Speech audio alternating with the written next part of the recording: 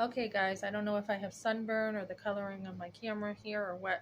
So I have a new camera here with my new phone because this one is cheaper than the one I have. So instead of paying like $66 a month, I'm trying to save money and pay about between 25 and 40 or so on my phone.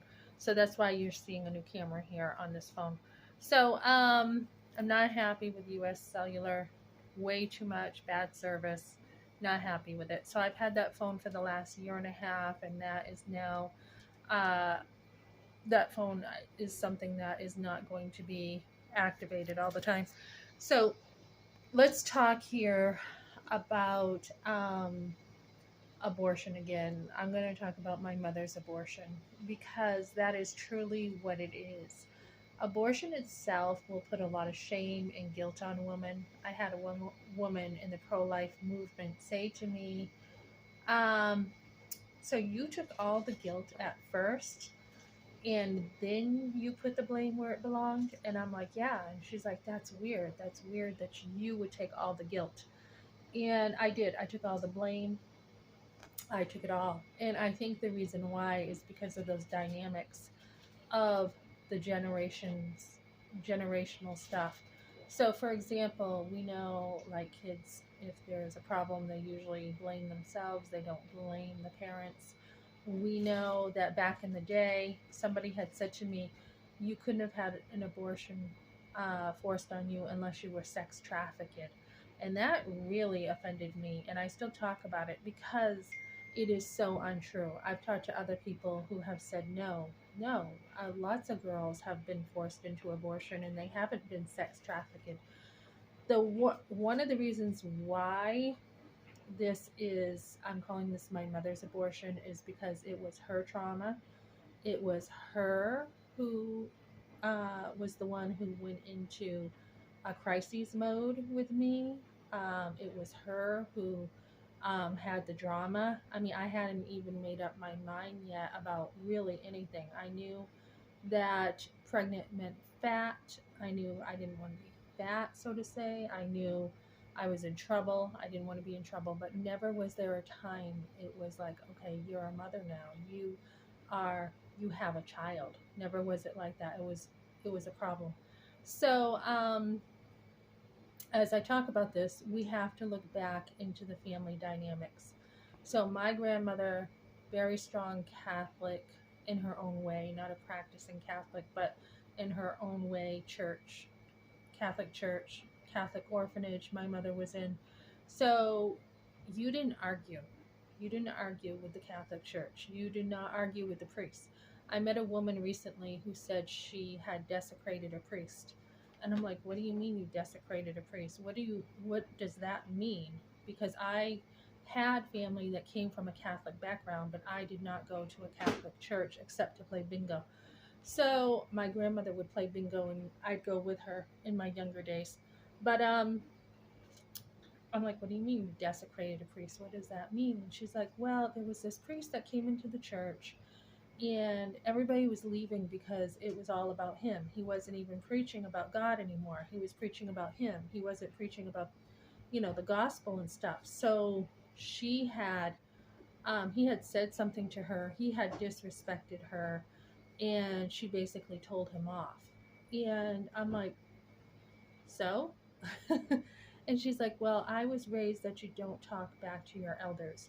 You don't talk back to them. You respect your elders and you do what you're told. And that was the generation back then.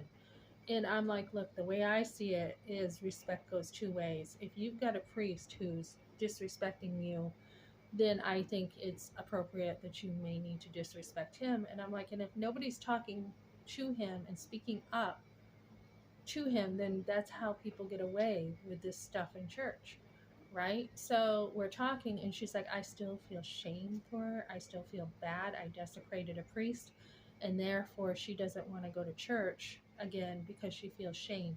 This is the kind of stuff in the Catholic Church that really brings a righteous anger for me because these people are stopping people from coming to Jesus.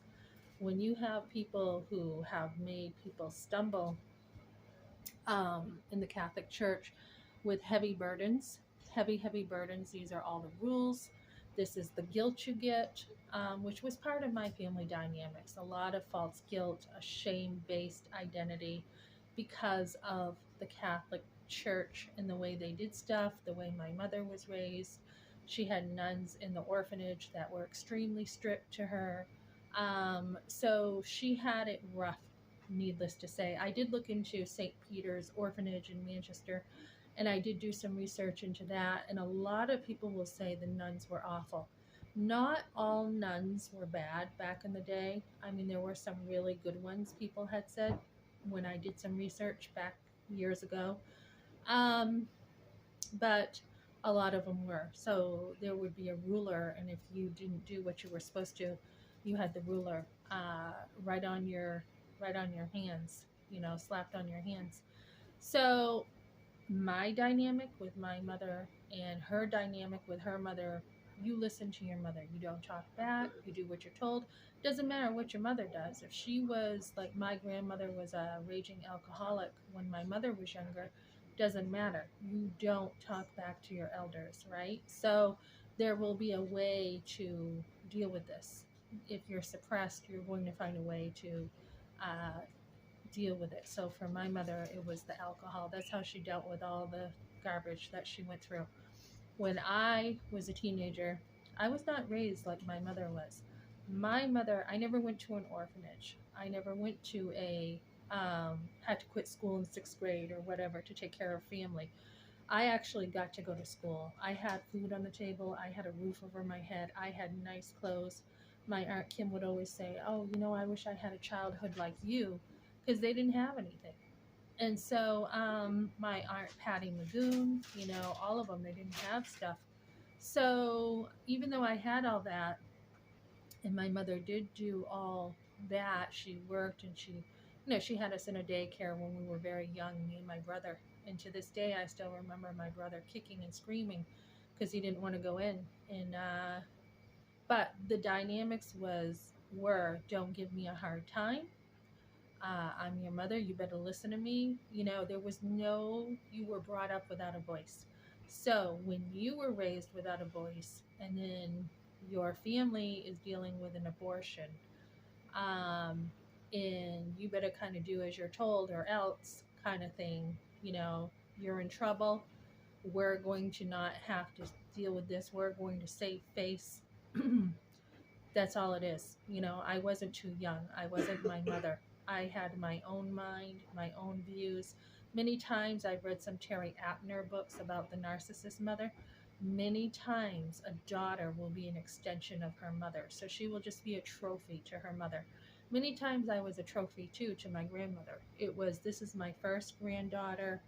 When she used to introduce me, this is my first granddaughter. And this is kind of how she used her role as a grandmother many times. I remember going to the old mill in Epsom, New Hampshire back in the day, and it was my grandmother's birthday, and it was kind of just, I had brought her, I think it was a half dozen roses or something, and she introduced me as her first granddaughter, and she used to like the praise. She used to like you know, oh my goodness, Myrtle, how many grandkids do you have? You don't look like you have this many grandkids. And my grandmother, Myrtle Kate, formerly Myrtle Opry, had tons of grandkids. So it was, I don't want to say a numbers game, but it was a uh, look at me kind of thing. Look at how good it looks on the outside. And I think a lot of people went through this. So when you're when you're pregnant out of wedlock, it's going to be, this has to be hidden.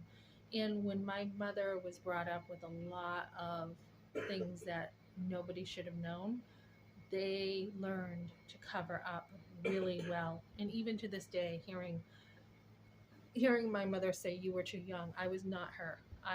My mother was only like 2 years older than me when she had me, so I wasn't too young. That is a huge lie that we need to take care of in the abortion whole industry.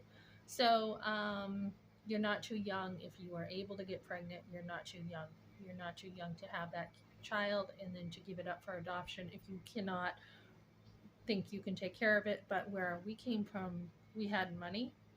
There was no way that that child would not have had things the time I was a teenager. My parents were poor at first, but the time I was a teenager, my parents would spend money on bows and arrows, buy my brother bows, expensive guns. There's no way that child would have been afforded, definitely. So there's no excuse for it except it was my mother's trauma and drama. It was, oh my goodness, don't tell me you're pregnant. And from there, it was my father, it was, save face or trying to save me in his own way from the shame that can come with being pregnant outside of marriage. And so that's what you got to kind of look at. And was I sex trafficked? That is something where you are a trophy. You are going to feel used in many ways because of your you being a trophy to people. So being, having a lot of guys like me and everything, and being harassed a lot. So so if you have that dynamic where you better listen to your parents, you better be nice, you better not say anything, or you're not a really good girl. If you do, we need to change that dynamic. Okay, thanks for joining me, guys.